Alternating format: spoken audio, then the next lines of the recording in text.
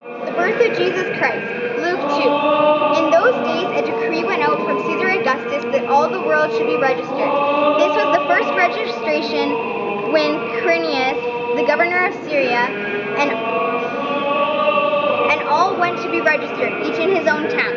And Joseph also went up from Galilee to the town of Nazareth, to Judea, the city of David, which is called Bethlehem, because he was of the house and lineage of David, so to be registered with Mary, his betrothed, who was with child. And while they were there, the time they came to give her birth. And she gave her firstborn son, and wrapped him in swaddling cloths, and laid him in a manger, because there was no place for them in the inn. So, we are standing near Peter's old house, and I'm going to tell you the story about Jesus and his first disciples. Okay, while walking by the Sea of Galilee, he saw two brothers, Simon, who was called Peter, and Andrew, his brother, casting a net into the sea, for they were fishermen. And he said to them, "Follow me, I will make you fishers of men." Immediately they left the net and followed him. And going on from there, he saw two other brothers, James, the son of Zebedee, and John, his brother, in the boat with Zebedee, their father, mending their nets. He called them. Immediately they left the boat and their father, and they followed him.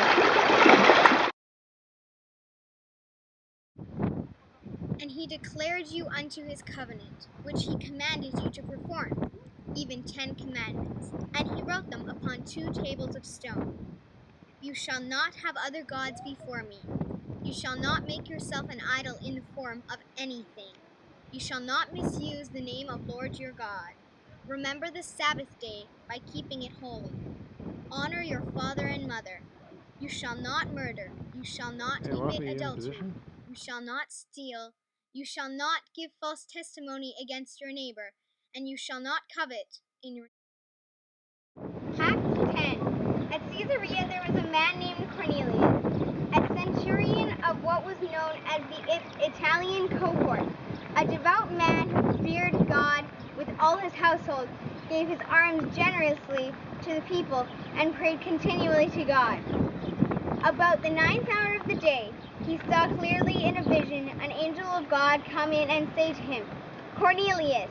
And he stared at him in terror and said, "What is it, Lord?"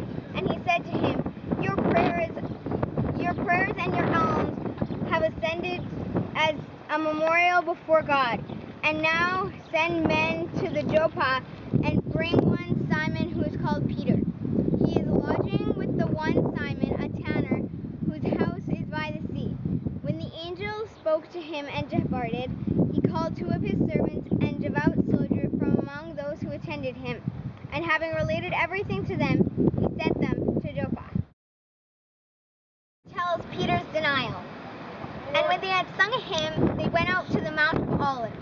Then Jesus said to them, "You will all fall away because of me this night, for it is written, I will strike the shepherd, and the sheep of the flock will be scattered. But after I am raised up, I will go before you to Galilee." Peter answered him, "Though they all fall away because of you, I will never fall away." Jesus said to him, "Truly I tell you, this very night, before the rooster crows, you will deny me 3 times. Peter said to him, "Even if I must die with you, I will not deny you." And all the disciples said the same. But we all know what happened.